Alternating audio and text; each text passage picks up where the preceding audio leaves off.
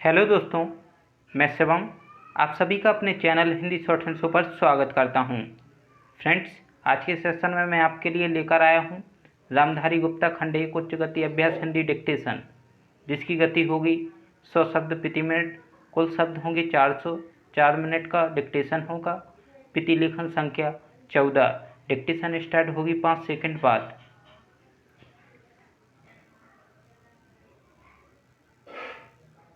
Ready, start. महोदय, देश में जो उद्योग धंधा चल रहा है या देश की उन्नति करने का, देश में समृद्धि लाने का जो वैज्ञानिक प्रौद्योगिकी आविष्कार हो रहा है, उसमें भी उसका उपयोग पूरा हो। यदि ऐसा हो तभी मैं समझ सकता हूँ कि हमारी पेटेंट प्रणाली सफल सिद्ध हो सकती है। यह प्रश्न उठ सकता है कि किस सीमा तक व्यक्ति के अधिकार की रक्षा की जाए और किस सीमा तक उसके अधिकार का हनन किया जाए, ताकि समाज का अधिक से अधिक लाभ हो, समाज उसका अधिक से अधिक उपयोग कर सके। एक दृष्टिकोण जो इसके पीछे है। हमें इस बात का अभिमान है कि हम 101 करोड़ हैं। हमारी कई जातियां हैं, कई धर्म हैं, कई भाषाएं हैं और कई प्रकार के रीति रिवाज हैं। इस विविधता से हमें लाभ उठाना चाहिए, किंतु आज भेदभाव का भूत हमारे सिर पर चल रहा है।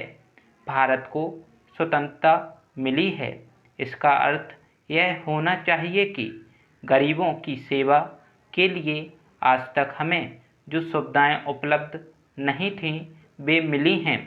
जिस प्रकार भरत ने अयोध्या के राज्य को राम का समझकर सेवक वृत्ति से राज्य का काम संभाला था, उसी प्रकार हमें समझना चाहिए कि राज्य गरीब जनता का है और उसके नाम पर उसके संरक्षक बनकर हमें उसको चलाना है।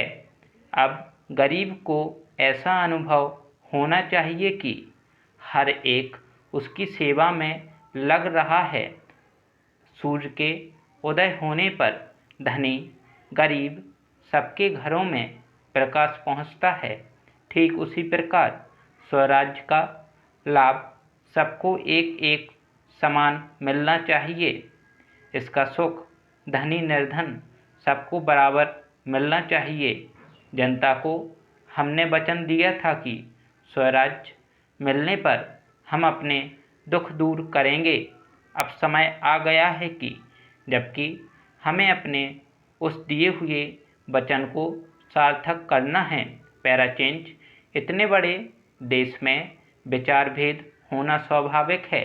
देखना यह है कि हम लोगों के विचारों में कुछ समानता अंश भी है या नहीं। यदि है तो समान कार्यक्रम बनाइए। इस प्रकार कार्य करने से हमारे भेदभाव कम होते होते एक दिन मिट जाएंगे और अच्छी बातों का अपने आप उदय होने लगेगा।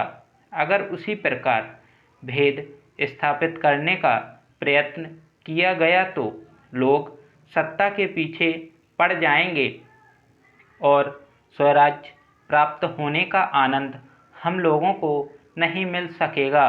उसका उपयोग पूरा हो।